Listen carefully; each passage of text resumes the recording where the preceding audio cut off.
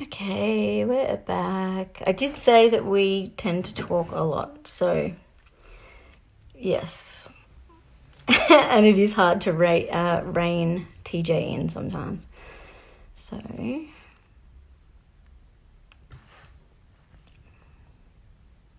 there he is.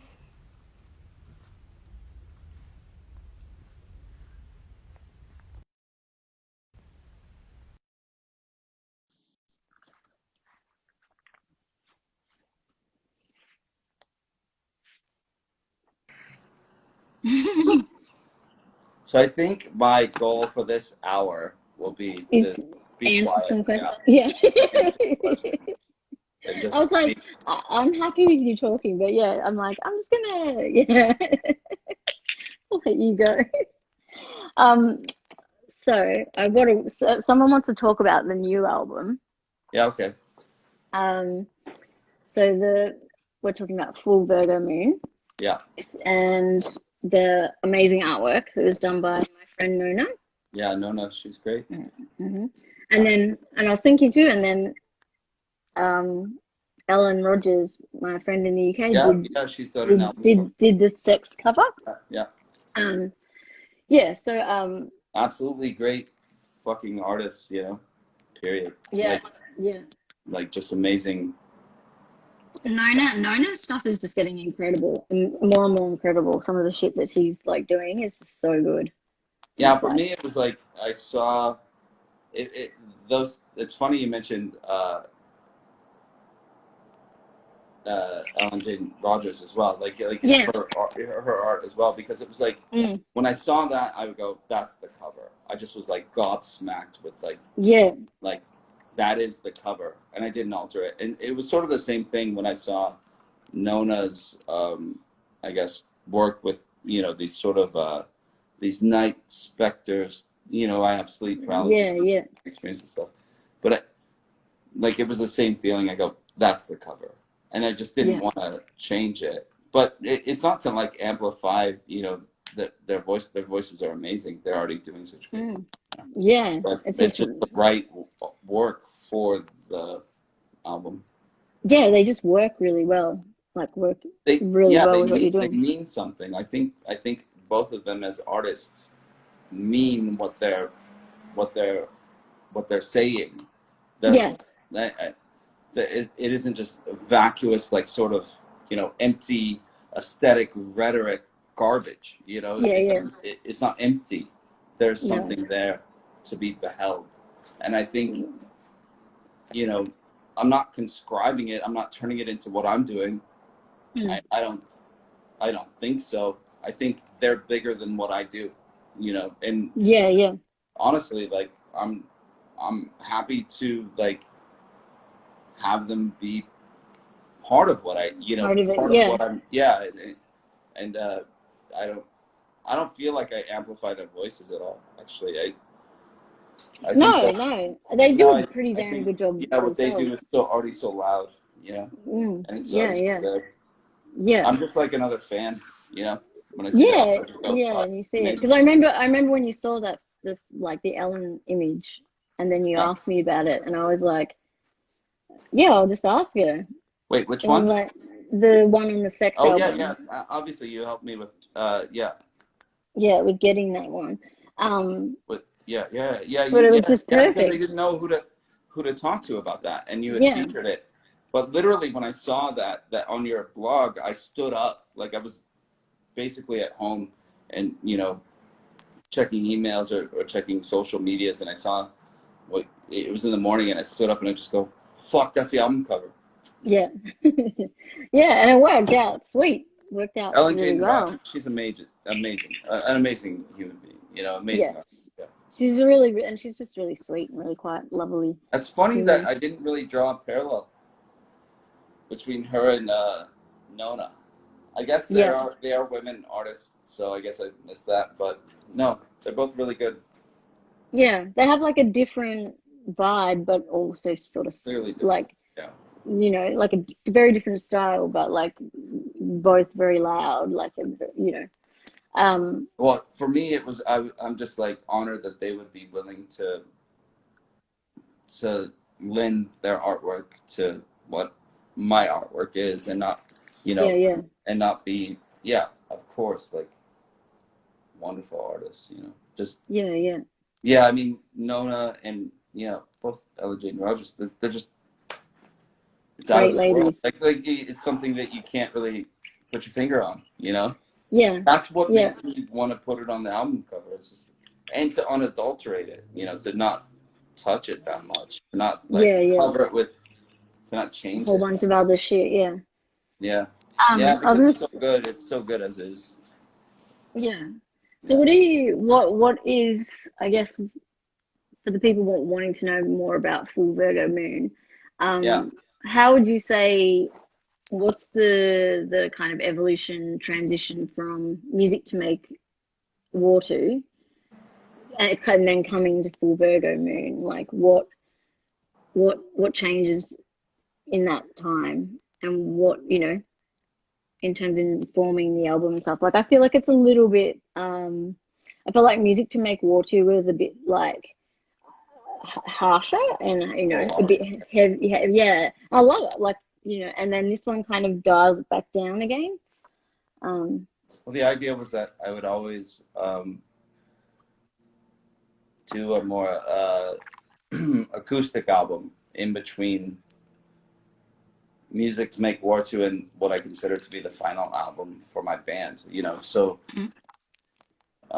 it was sort of an agreement between a record label with Vaughn Records. Like, I want to give you something like, you know,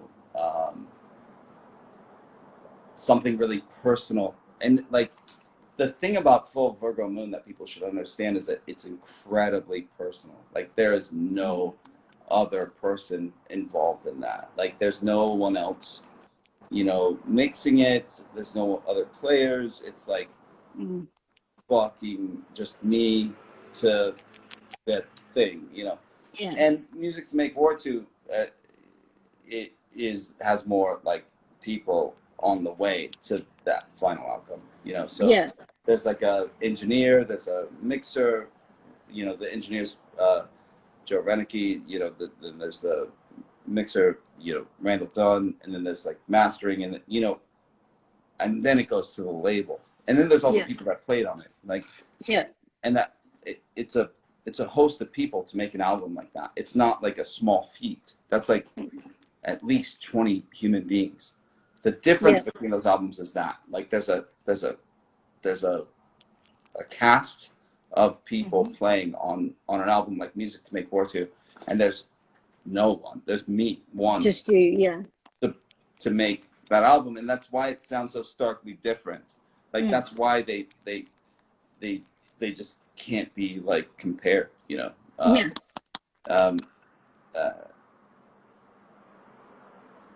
it's something I plan to do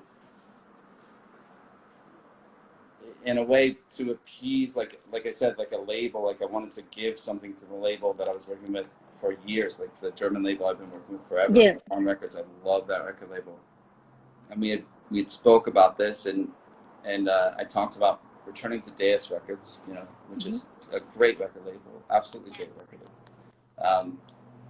And you know, it's sort of like a breakup.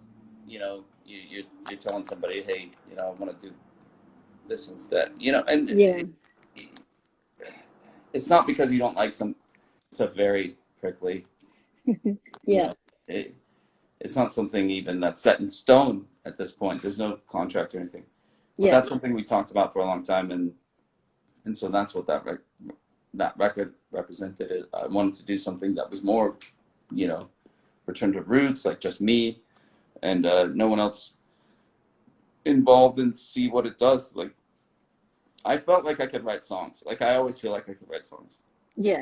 I'm very confident, like annoyingly confident. I know what What? I You me, never. that Come guy. on. Yeah, no, I feel like I could write songs better than most people. Like I feel like that statement is not a lie. Like, it might not be true, but I'm not lying, right? If you No. put me on a Yeah, yeah, photograph, I go, yes, I could write songs better than anybody else.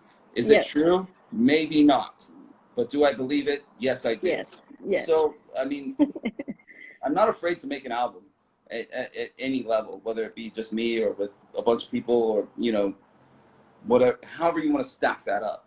Yeah. I know Yeah. this is a weird answer to your question, but yeah. So what full Virgo moon represents to me is an absolute, like a truth serum statement. You know, it's like everything I say on that album is true. There's no filter. There's nobody else I'm considering. It's just like, there's no filter. Like, it's so fun. It is so fucking fun to get to say whatever you want. To get to say fuck you in the way that you want to say fuck you to people. To get to say I love you in the way that I get to say I love you to people on that record. It's amazing for me. Like, it feels so good. It's really free. And I know I'm probably in the like smallest percentile of artists that get to just actually say what they want. And I understand how glorious that is. And I don't balk at that. Like, I don't, I understand that it's a gift, you know. But I wrote that record in January. It was released 2 months later. You know, that's no one can do. Kanye West can do that. You know, like somebody was like, I'm not Kanye West. Obviously, I'm not a pop guy, but a folk musician. But like, it's an amazing feeling to get to just say what you mean, feel what you're saying, and then commit it to tape and put it out 2 months later, and then it's it's there, all done. And that tour, Renee, you should know, the tour we were on that was canceled by COVID-19 was like the best. We were playing like the whole album, like, and people were there. You know, they were there. Was it just you and Garrett? Yeah, and with Ashley Rose. You guys are really cute together, like your little bromance. I like it with you too. No, I trust him so much. He's like I trust him more than I could probably tell you. Like, he's like, I remember him he was my best friend for years before he was in the band. So so like that night when he was like walking around, he couldn't come out and talk to us because he was pretending to play for like hours before you went on. He was like hiding in a room and like, you know, doing all of these, like making sure he was going to get it all right, and then it was cool. Then finally, when, you know, he was like, shit came down a little bit before we went out. It was good. That tour in Australia was so magical. Like, it really changed my entire life. And you know, we started it on April 1st, 2019. And that's April Fool's Day. And I told everyone I'm way into tarot and archetypes of, you know, the major arcana and stuff like this. I've been raised in this shit for a long time, but I go, this is my reinvention of myself. This is day one of the Fool's Day. I'm going to accept this new place that I'm going at, this journey that I've never been on, as a fool, as somebody who doesn't know what to expect. And it's been an incredible journey. I feel like that's like almost like a year zero. Like, I get to, it was an incredible journey, and with one of my best friends. So the best. Can't ask for anything better. No, I don't think I was hassling you because you played a song in Melbourne. And it was immediately, I was like, this is going to be my favorite song, and it's not on full Virgo moon. I wonder what it is. It was another vampire-y type one. Oh, right. I think I probably know what it is. Yeah. And I was like, I can't, when is this song coming out? I think it's this song that I wrote a while ago. I think it's probably, I don't know if it has a name even. What is the name of it? It's like yeah, I don't think it, I'm not sure if it did have a name. Yeah, it was. I have to run down the lyrics. It's like, it doesn't have a name. It doesn't even have a name. Yeah. But it's a song I fully know. Like, and I know, I'm pretty sure I know how it's gonna go. But I love to do this shit too, which is like, I don't know if everyone does this. I love to play songs in front of people. And I'm excited about my new material. that's not even done yet. You know, like it's not to road test it. It's not to like say like, Yeah. it's not that callous. You know, I'm not like that. It's just I'm excited about the level of like I one of mean, my favorite songs right now. I mean, I wrote it in Sweden, and I played those two shows at the end of my trip there, and I wanted to play that song so desperately because it's like it just resonates in my head. But you know, I don't. You know, it's one of those things. It's like, is it ready? You know, I don't know. Is it right to do? I guess this is why other artists don't do that. You know, they don't play their new material live. But I'm a folk musician. I can. So I don't know. yeah. I mean, yeah. I just remember hearing it and being like saying to you immediately, "When's this song That was coming?" the one. You kept writing me about. When's I that kept coming? writing you, going, "Where is this song? Where the fuck is Yeah. this song?" Because I like fell in love with it, and I was like, "It's gonna be one of those songs." Like, 'cause on every record you've done, there's been at least one song that I'm obsessed with, and like that show you played Silver Crucifix for me because that's one of my that's just I always see that as my song, Yeah. and then you played that one, and even funnier, this is funny for the people watching, not us, but like was that show.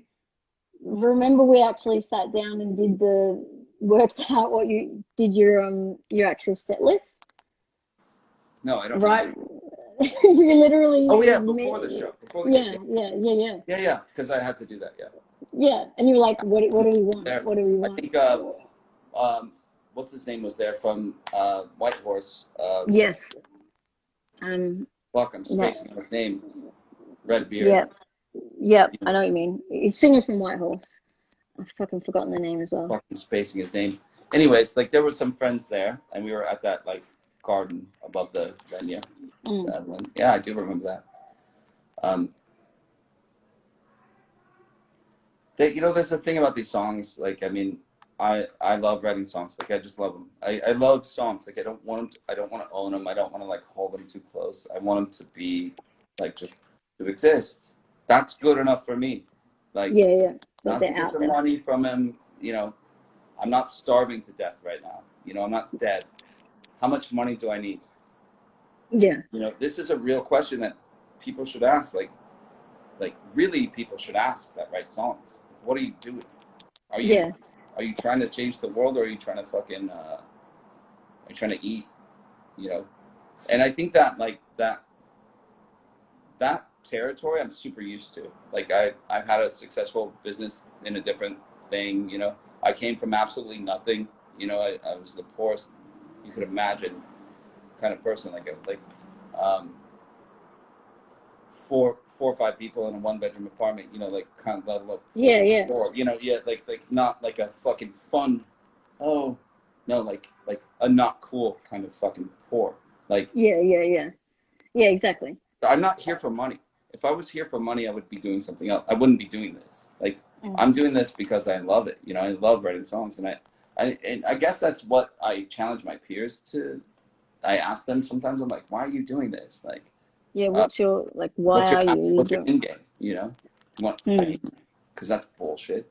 Do you want Yeah, money? That's also bullshit. And yeah. like, Well, you're you not going to put out authentic, like, know, no. authentic stuff and have your Well, stuff resonate if you're doing it purely for uh, superficial reasons. also I think that yeah, absolutely. But you see people that just do this mad dash to the top of the fucking pile of shit. Like that's what I describe it as, is where people just like, oh, you know, I got to be like the fucking thing that everybody talks about right now. It's like, do Yeah, you? Like, what about like, what did Leonard Cohen do? You know, like, what did you know? Like people in what did the Velvet Underground do? yeah, What did Lou Reed? You know, how do you see yourself in that picture? Do you need to be there within the first year you're around, and then 2 years later you're the top of the fucking pile? Like, is that yeah, what you need? Or yeah, possibly is it that you work your craft for 10 years and you become a legend through hard work and through yeah, growth?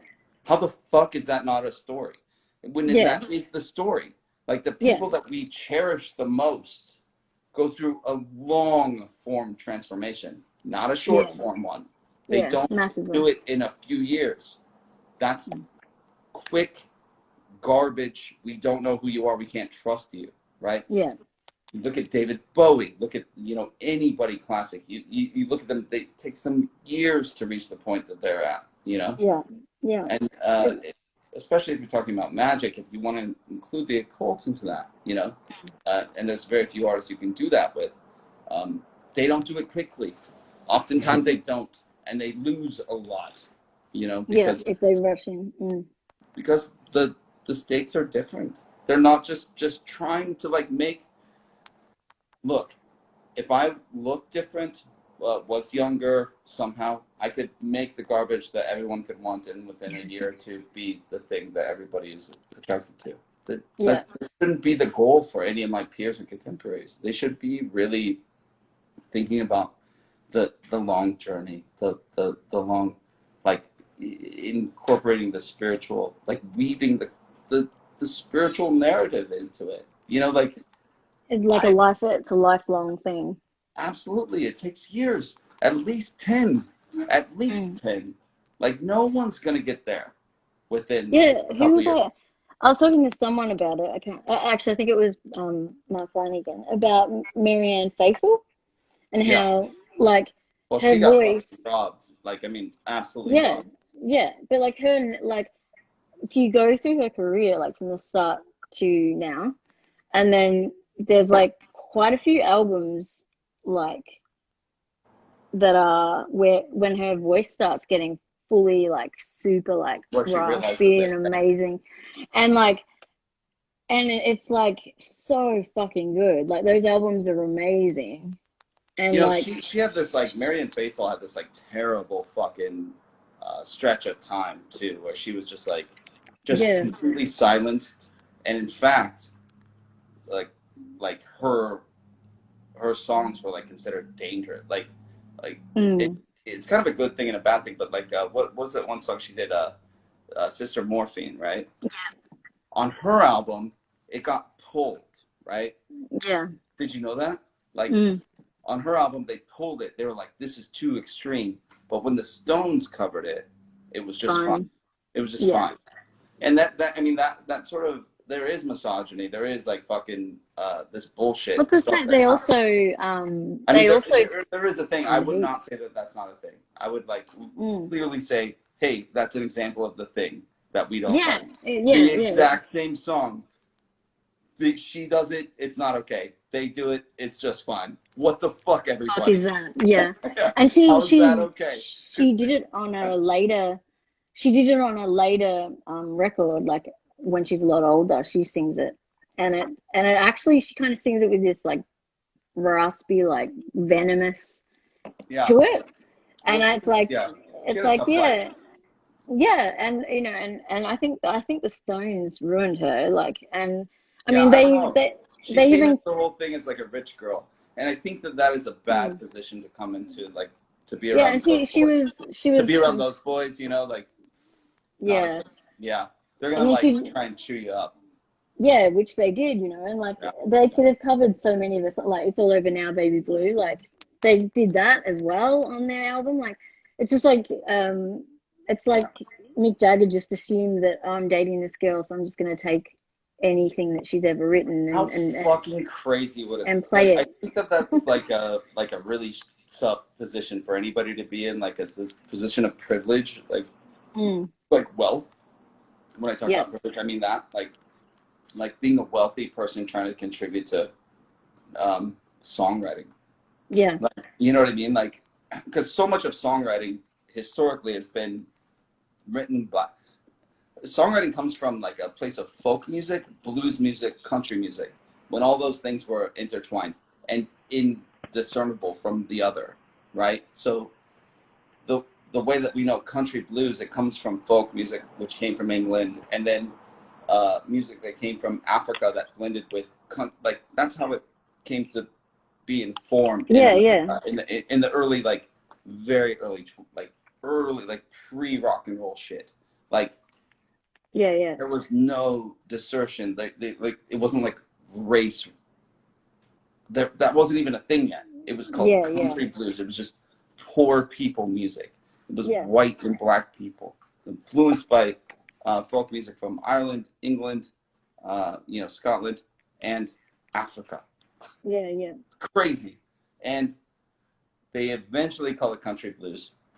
And then they eventually sift it apart, and they go, well, we need to make the black people that make this music separate, and that's where race records come from in America. And this is a real thing. This happens in the 30s, the 20s and 30s, and this is when the dissection of music in this sort of class of like it used to all be together.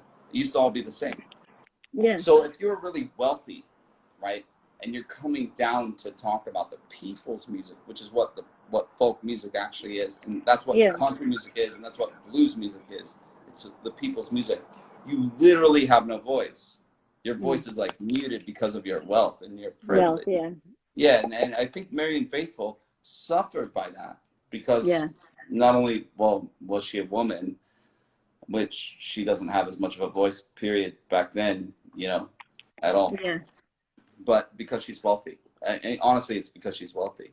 And yeah, people will take advantage of her because she's willing to exchange her privilege for providence in a scene, which is bullshit. Yeah. Yeah, she should just be considered another person that's suffering, Yeah, Like, yeah. wealthy people suffer too. I know it's a hard thing to assume, but Well, I mean, she had I think bulimia for like 10 years or something. well, absolutely, like all suffering is And then equal. she was on the heroin for years and years and years Yeah, absolutely. from the Stones. Yeah, Yeah, so but she struggled a lot. like you could sit here and say like,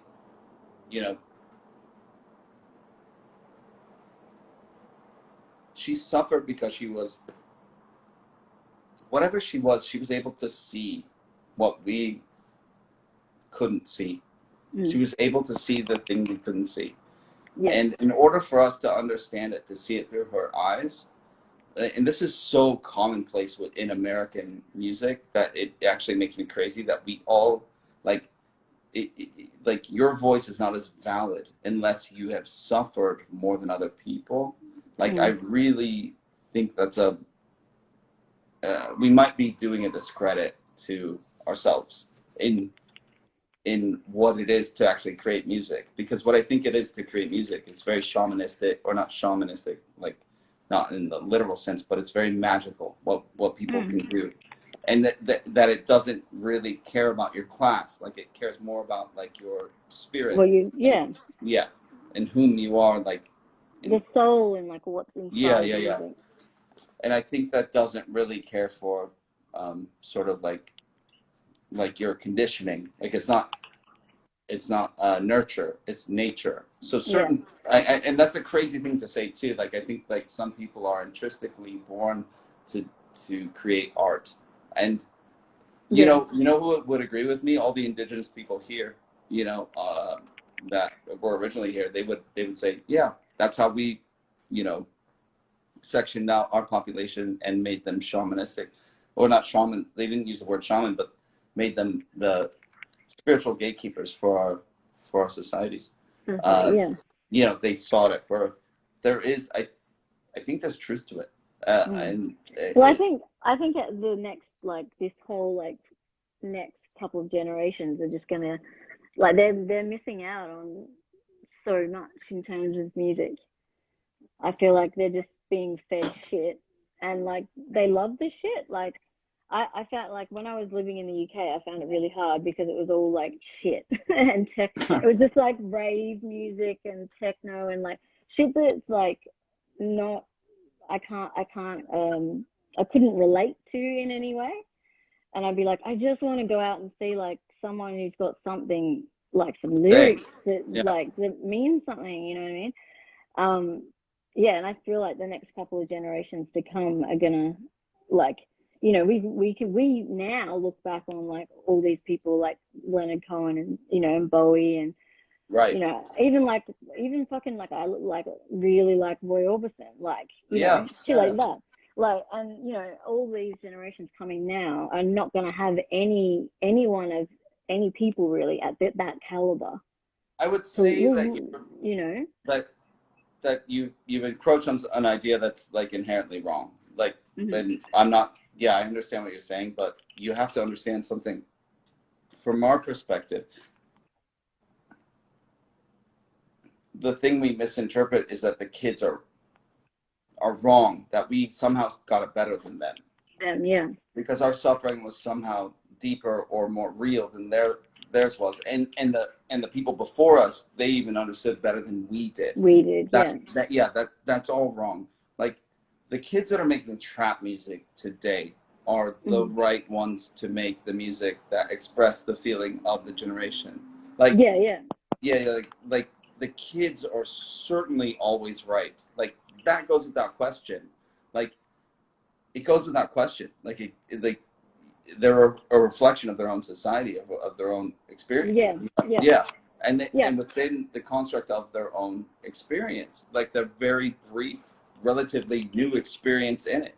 So we could say whatever we like, that we like this better, but we are wrong categorically compared to their experience. That's just true. That's so true. And like punk music teaches us that. So you know that's right, and I know that's right. Like, as much as we go, that's fucking terrible compared to what I like. We're wrong. We are wrong because they are right, because they are the vanguard. They're the ones in them. And you have to relinquish control, because otherwise you end up being the talk about the wrong side of history. You know, the 1960s, the guys who the parents who said, you know, rock and roll, that's garbage. You know. You know, no one agrees with them now, other than like the new kids who are making electronic music, but they're not talking to each other because those people are dead and these people are working. You know, I literally like love new music too. Like, I like, not necessarily pop music. There's a few genres of new music I absolutely adore.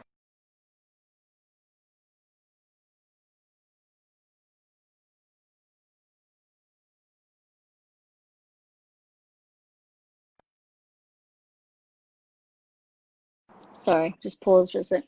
Okay. Oh, I'm talking too much. I think you should ask me questions. Okay, you were going on your thing. Yeah.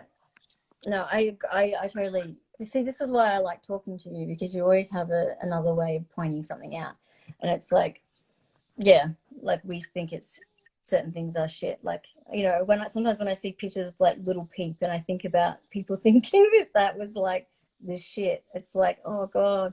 But you know, I'm an old person. It's the future. You have to just get out of the way. You have to accept it. You don't have to understand it. No one's saying. No, they're not making this music. They're not saying, I hope that my elders know what I'm doing. That's not what they're saying. Yeah. The right elders go, yeah, the youth is right. The youth is correct. Yeah. And the youth is correct. That's sort of, it works even in the political constructs that we're living in, the stratosphere of the political movement, you know? Yeah. You don't have to agree with it, but you have to accept it as truth. That's and true. If you don't, you will be antiquated. You will be wrong. You are wrong. Like, that is true. Like, you know, you want to do that? Go do it. Go live on your island of fucking old man island. But everyone else is going to be living somewhere else. Yeah. And like, if you want to even have a say in the future, I mean, the youth really does lead the day, the dawn. Like, I mean, you do see the youth do that over and over again, especially in the Western world. And if you don't want to accept that, I mean, I don't know what to tell people. Like, the redactive sort of, like, people that want to go like Law and Order, people that want to like go back 20, 30 years. I'm like, yeah, I mean, you're not gonna. I mean, the 20, you're 30 not gonna years get is like that. You entirely don't get different that. time. This is not the way you get that. It's not. you're not going to convince the youth that they're wrong. Yeah. You know? Yeah, exactly. Yeah. No chance. So someone's asked what your favorite song is on full Virgo moon. Ooh, that's a good question. I really love Rose by the Sea and Yeah. and yeah, Satyr Boy, that which is the same song, but yeah, I love the more positive tunes on that album. Yeah, yeah. Yeah. I like I'm just trying to remember it. The one where you finish it with just you on the piano. Yeah. Listening to it last night. I can't remember what it was saying. Yeah, because I remember a friend telling me a story about you where they saw you in Seattle, and you were playing in a really long, skinny bar, and it was just you and a piano. Yeah. I'd like to see that. I love that. Would you do that again? Doing that. Yeah. I love doing it. The piano's one of the newest instruments that I've folded into what I do, and it's like a joy. It's such a joy. Like, it's such a joy. Like, I enjoy it as much as anybody else might. Like, Yeah. when I'm up there, like, playing it, it's so new to me that I'm like my heroes are piano players, like, that can sing and tell play. some truth at a piano. Yeah. Like Tom Waits, Elton John, Burt Bacharach, like anybody who could sing and play at a piano. It's like, shit. I fucking love You've done something, like, yeah. Like, and I didn't go to school, for music or like, it just feels like it's one of those things. It's like, if I could entertain people with this instrument, in some capacity, like, I feel like that's a massive fucking, it's like a bucket list thing. But to tell you the truth, like, I don't know, I love all those songs on Full Virgo Moon. They're all very important to me. Like, every one is really important. But the one that I sang about, My Rose by the Sea, that's real, and that's about somebody I really, really love, And so, and to get to play that to like mean that, I think that's the thing about that album, is like every song means something. They're not disconnected. It's not like some sort of like, no, it's pretty direct. Like, everything means what it means. What it means, yeah. Yeah, I love that song. Like, I got to play it in front of the person that I love the most on earth, and the person I wrote it to every night on that tour. And like, my heart, it's amazing. My heart would crush every night. And yeah, it's good. And then what else have we got? There's someone else asking something as well.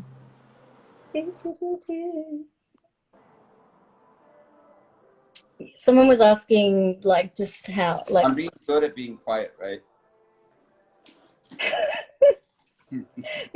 I knew this was not going to be a part one. I knew this was going to be. This wasn't like your other interviews. Yeah, one of my other ones is as long as this one as well, and I knew that was going to happen. So I can pick who the people are that are going to be the. I love that you came back in. You're like, no, we're not done. Let's keep talking. I'm like, all right. Yeah, I'm not. I'm like, we're going. Mate, listen, like, I'd love to talk to you all night. I would do it until we fall asleep. We'll just keep returning. Yeah, no, it's cool. Yeah, I love our massive one. Well, the thing is, like, I could probably out-talk you. Like, we could probably do this like 4 more times until you're like, TJ, like, literally, I can't. Yeah, it's true. Like, you're the only person that actually can actually come at me with talk.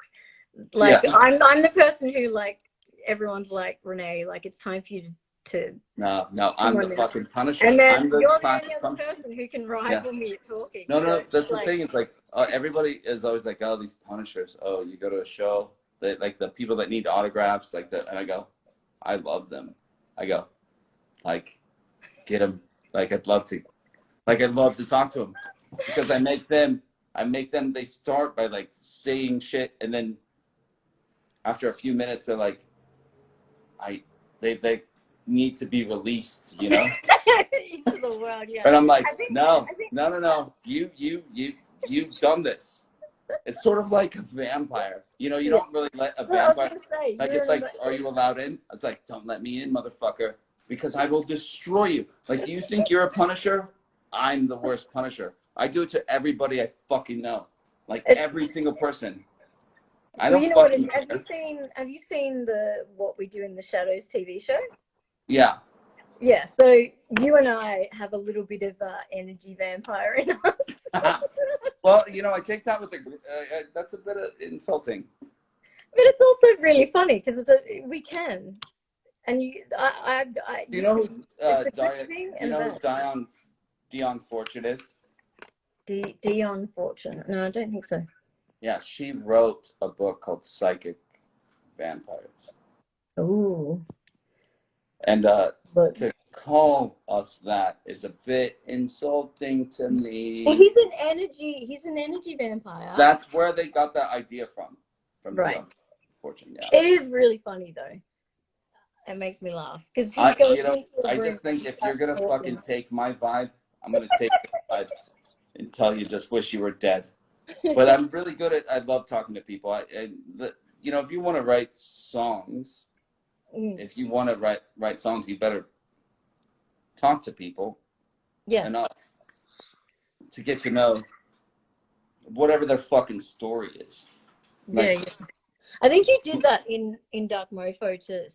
There was some guy and a son or something, I remember, and they came at you, and they were like, you were there forever, and they were just like immersed, and you were just talking at them, and they were just nodding. Yeah, after a bit, they're like, dude, what did I sign up for? My bandmates have always historically been like, we have to go, and I'm like, I'm not done yet. Yeah, I'm still talking to this well, guy.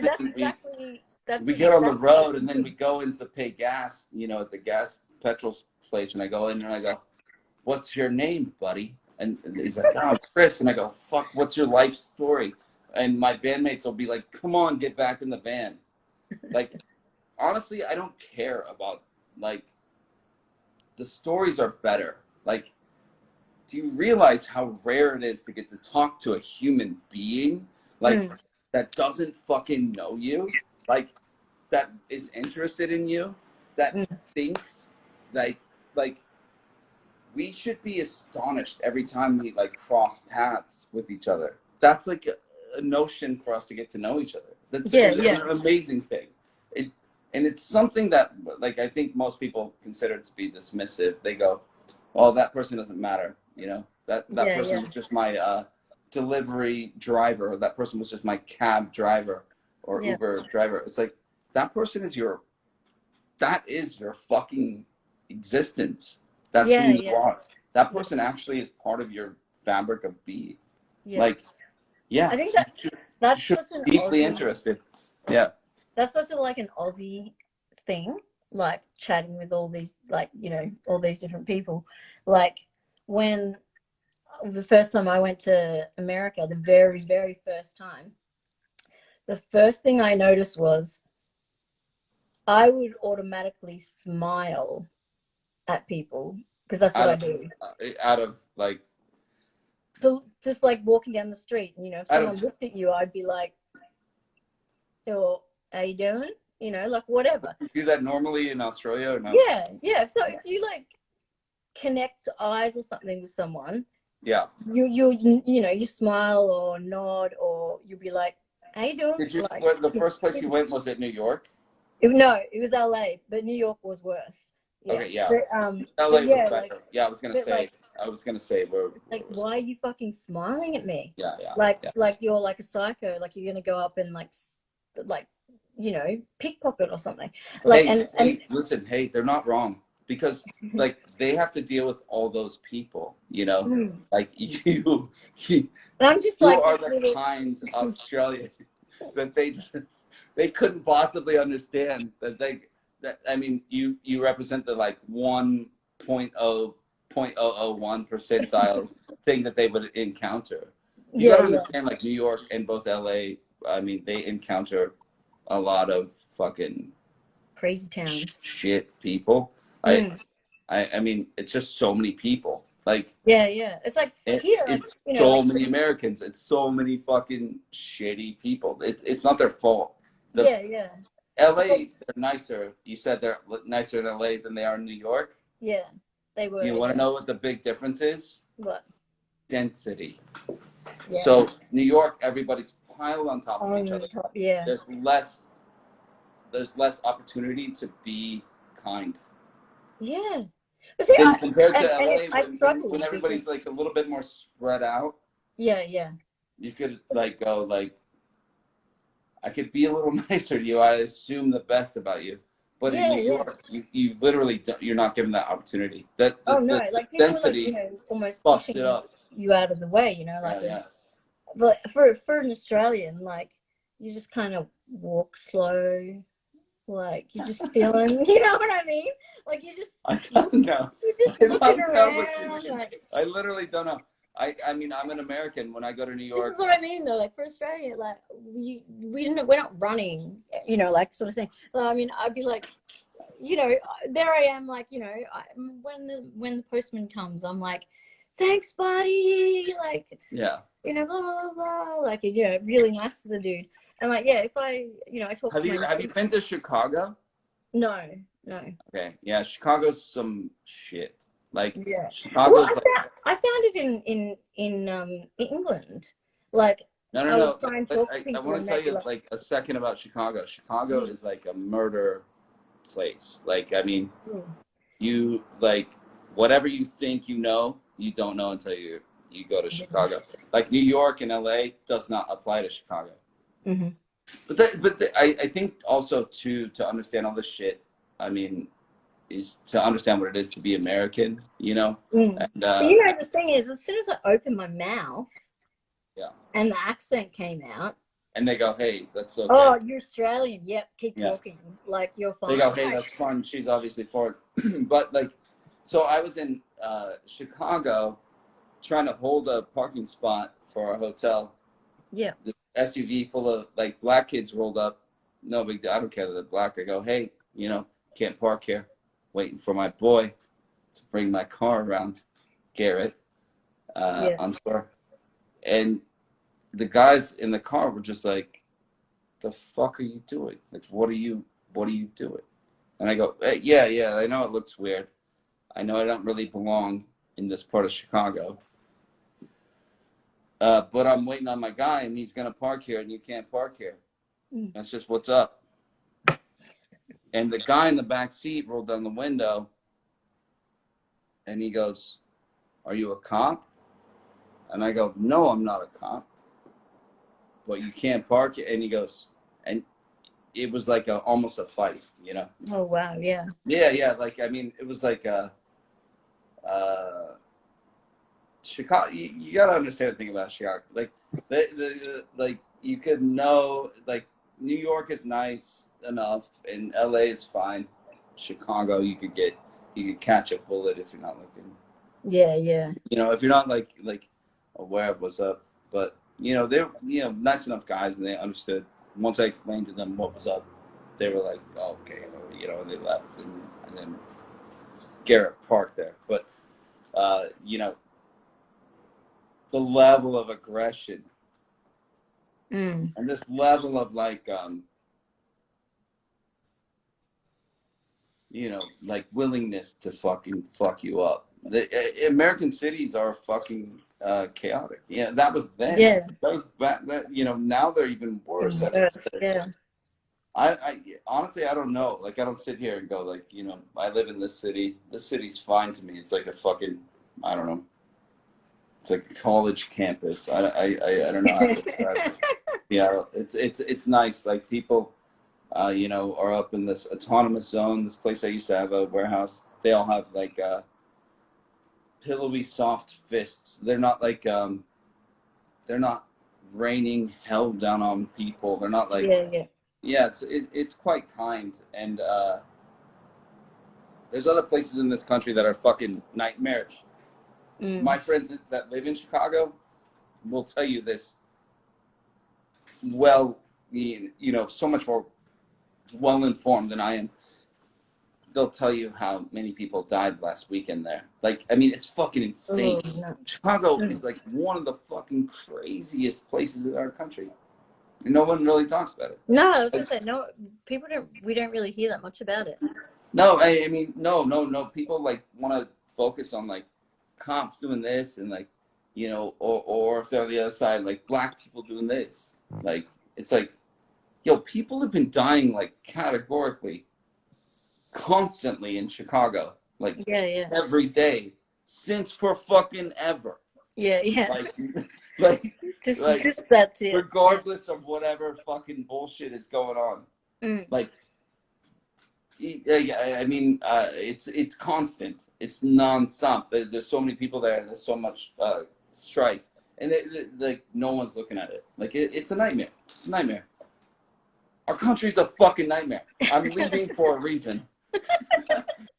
I mean, Well, I'm at the fucking like candy cane, like you know, the rainbow slide fucking city. Like to me. Like when people are like, Seattle's like a fucking death zone. I'm like, shut the fuck up. This is nice. I go all over the fucking world. Like I go. well, all you're just gonna have to worry about now is snakes and spiders. That's right. And if I write a song like "Spiders in Her Hair," how could I be afraid of going to? I'll teach you how to kill a snake. How do you kill a snake? Tell me right now. Chop their head off with a shovel. Hey, that means I need a That was shovel like one of the all time. first things I like. My dad showed me was like, yeah, you just grab a fucking shovel and you just like that. And I was like, So wait, you always need a shovel with you? no, or you just like basically you try and get its head off. That's You have 8 basically- minutes left. Do you have another question for me, or this? Yes. has to- What have we got? Look at these people and what they're They're saying. talking about the Chicago and Oz. So funny. So I think last time. Hey, wait. I have a question for you. Okay, you go. Is this the longest interview you've ever done? No, not yet. No. I did What's the longest interview you've ever done? Well, it's the 3-parter, so this is going to be a 3-parter. Unless you're going to make me do a 4. Oh shit! This is gonna be a 4-parter. Jesus. What I was going to say though was when I did speak to you last time, you were working on visas and stuff for. Yeah. So you're planning on touring in, is it Feb? No, I mean, well, yeah. I'm not mean, sure. Yeah, everything's fucked up. Mm. You know that, yeah. Yeah. So you just gotta wait until like. yeah, so I'm gonna tour Europe in the spring. Mm-hmm. But that's if everything works, you know. Like, yeah, I mean, everything's allowed. And I'm not. Yeah. Yeah. Look, okay, so you work for Live Nation, and I'm like not dumb either. So okay, so let me explain it to you and everyone else listening, the 17 people listening right now. So the way it works is this: everyone had a tour. Mm-hmm. COVID canceled, right? If you were on tour then, COVID canceled it, right? The tour's gone. Mm-hmm. What do you do with your tour? That was your income. What do you do with it? You move it to the fall. Okay, fall's canceled. But all of fall was there already. Which was canceled as well. So everybody moves everything to spring 2021. Yeah. That's where everybody is touring at the same time. That means there's so many tours happening at the same time. That means that's 2 cycles on top of another cycle. Yeah, right? yeah. How do we figure out who gets to tour? Somebody has to take a knee. Somebody has to go, you guys get to do it, and I don't. Yeah. This is like why Live Nation types up their fucking garbage, or I mean, dead country, whatever. This is why they type the fucking thing that they say, is because they're protecting their own interests, because they know it's not going to work. Ticket sales won't be there. You have 3 tour cycles happening in one season. Yeah. So for me, I'm just like, yeah, I'm not taking a knee. They can take a knee. They can take a knee. Fuck you guys. I don't care. This is my job. Yeah. I mean, and I don't really like compete, you know? No. If you compete, it's your fucking problem, you know? My show will do fine. Fuck you. Like, that's how I feel. Like, and literally, I don't care. Like, I literally don't give a shit. But a lot of people do. And they have to figure out,